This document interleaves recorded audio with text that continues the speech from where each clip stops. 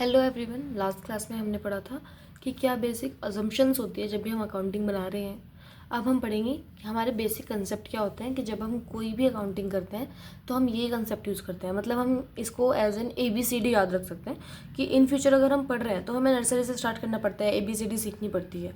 तो इसी तरह अकाउंटिंग की ABCD है उसके कंसेप्ट, के बेसिक कंसेप्ट हैं ये तो रहेंगे, फिर इन्हीं के बेस पे हम आगे अकाउंटिंग करते हैं। ठीक है, तो फर्स्ट है हमारा dual aspect concept. Dual aspect concept क्या होता है हमारा कि हम कोई भी ट्रांजैक्शन कर रहे हैं उसके दो जगह पे असर पड़ेगा। ठीक है, किसी भी ट्रांजैक्शन के दो पक्ष होते हैं, दो एस्पेक्ट होते हैं। तो इसको हम कह सकते हैं कि डबल एंट्री सिस्टम जो होता है उसके बेस पे हमारा एक कंसेप्ट बना है कि कोई भी हमारी बिजनेस ट्रांजैक्शन होगी उसके दो एस्पेक्ट होंगे। वो क्या दो एस्पेक्ट क्या होंगे हमारे? Receiving benefit and giving benefit. कि कोई भी ट्रांजैक्शन हुई उससे हमें बेनिफिट मिला और हमने कुछ बेनिफिट दिया भी। जैसे अगर हम कोई मशीनरी खरीद रहे हैं तो हम रिसीव कर रहे हैं बेनिफिट कि हमारे पास मशीनरी, मेरी एसेट जो है वो बढ़ गई है, पर उसके बदले में अगर मैं कैश दे रही हूँ तो मतलब मैं बेनिफिट दे रही हूँ। तो इसके दो एस्पेक्ट होते हैं, रिसीविंग बेनिफिट और गिविंग बेनिफिट।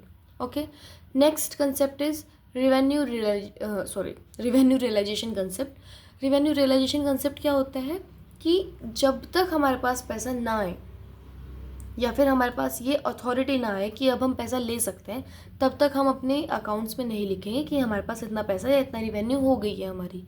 इसका एग्जांपल हम ऐसे ले सकते हैं कि मैं कह रही हूँ कि मेरे पास स्टॉक पड़ा है और ये सारा बिक जाएगा। तो जब मैं कह रही हूँ कि ये स्टॉक सारा बिक जाएगा तो मेरे पास इतने पैसे आएंगे। सपोज मेरा स्टॉक है 10,000 का, कि 10,000 में बिक जाएंगे तो 10,000 आएंगे, 5,000 खर्चा हुआ है तो मेरा इस महीने का प्रॉफिट 5,000 है। ऑब्वियसली मैं ये नहीं कह सकती हूँ। ऐसा क्यों नहीं कह सकती? क्योंकि वो सामान अभी बिका नहीं है। हाँ, अगर मैं ये कहूँ कि वो उधार में बिका है तो फिर भी हम कह सकते हैं कि हाँ इतने का सामान बिक गया। क्योंकि एक अकाउंटिंग पीरियड की अगर हम बात कर रहे हैं तो हम ऐसे अंदाज़ा नहीं लगा सकते। हम किसी भी रेवेन्यू को जब भी कंसीडर करेंगे जब वो रियलाइज्ड हो गया। रियलाइज्ड मतलब कि वो या तो हमें मिल जाएगा या फिर हमारे पास अथॉरिटी आ गई है कि हम इसके बदले में मनी या कुछ ले सकते हैं। ठीक है, जो अब तक हमने कमाया नहीं है, जो अब तक खर्चा या फिर रिवेन्यू अनरियलाइज्ड है, उसको हम अपने अकाउंट्स में नहीं लिखेंगे। सपोज़ मैं कह रही हूँ कि मैं एक दिन अच्छा इंसान बन जाएंगे, हम कमाएंगे, हम इतने बड़े हो जाएंगे और उसके बाद हम महीने का इतना कमाया करेंगे, फिर हमें इतना प्रॉफिट हुआ करेगा, उसको हम प्रॉफिट नहीं कहेंगे क्योंकि अब तक हमने अर्न नहीं किया है। हमने सिर्फ हम सिर्फ सोच रहे हैं कि ऐसा हो जाएगा। हम जो इस पे करते हैं, सपोज़ मैं कह रही हूँ कि मैंने इस महीने 30 दिन काम किया है और मेरी जो सैलरी है सपोज़ 40, 50, 60 जितनी भी है मेरी सैलरी है उतने मुझे मिल जाएंगे, पर मैंने वो काम कर लिया तो इसलिए हम उसको रियलाइज़ कर सकते हैं कि अब मेरे पास अथॉरिटी है, मैं ये पैसा मांग सकता हूँ। ठीक है, पर अगर हम ये ना करें तो और हम कहते हैं कि हमारा प्रॉफिट इतना आएगा तो उसकी वजह से हमारे जितने भी इनकम या प्रॉफिट हम सोचते हैं कि अकाउंटिंग पीरियड में इतना प्रॉफिट है, उसमें फ्लक्चुएशंस आती हैं। ओके, तो नेक्स्ट है हमारा हिस्टोरिकल कॉस्ट कंसेप्ट।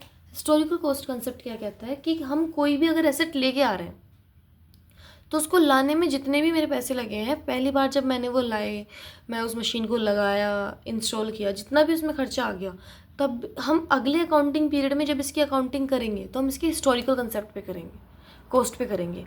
ऐसे नहीं होगा कि इसकी आज मार्केट में वैल्यू क्या है हम उस पर इसकी अकाउंटिंग करें। ठीक है, इसका एग्जाम्पल है कि जैसे हमने एक लैंड खरीदी 5 लाख की, भले ही मैंने वो 2 साल पहले 5 लाख की खरीदी थी, आज मार्केट में उसकी वैल्यू 8 लाख है, पर जो मैं अपने अकाउंट्स बना रही हूँ उसमें मैं अपनी लैंड की वैल्यू को 5 लाख ही लिखूँगी। ठीक है, तो जो हमारे एसेट होंगे बैलेंस शीट में वो मार्केट वैल्यू नहीं बताएंगे, वो बताएंगे हमने कितने में ली। हाँ, पर जब हम बेचेंगे, अगर हमें बेच के कोई प्रॉफिट हो रहा है वो हम प्रॉफिट में डाल देंगे, पर अभी कितने पे बिक सकती है को हम नहीं लिखेंगे। जो हम पहली बार उसको लेके आए थे उसी को हम लिखेंगे। तो ये होता है historical cost concept. Then matching concept. Matching concept क्या होता है कि हम एक अकाउंटिंग पीरियड के लास्ट में मैच करते हैं। क्या मैच करते हैं? हमारे रिवेन्यू, कितना हमारा सामान बिक के पैसा आया, हमारी कॉस्ट कि हमारा कितना खर्चा हुआ। जब हम इन दोनों को मैच करते हैं तो हमारे पास आता है उनमें डिफरेंस क्या है। जो डिफरेंस होता है उसको हम क्या बोलेंगे? या तो प्रॉफिट बोलेंगे या लॉस बोलेंगे। ठीक है, तो मैचिंग कंसेप्ट क्या होता है? Matching the revenue earn during an accounting period with the cost. कि उस पीरियड में जितनी कॉस्ट हुई है, जितना खर्चा हुआ है, उसको हम मैच करेंगे किसके साथ? जितने हमारे रिवेन्यू हुए, ताकि हमें बिजनेस की पोजीशन बिजनेस के रिजल्ट का पता चले मैच करके कि ये इस अकाउंटिंग पीरियड में कितना प्रॉफिट हुआ है। ठीक है। Then full disclosure concept. Full disclosure concept हमारा क्या होता है कि अगर हम अपने अकाउंट्स बना रहे हैं तो जितने भी सिग्निफिकेंट इंपॉर्टेंट इन्फॉर्मेशन है वो हम फुली डिस्क्लोज करें। ठीक है।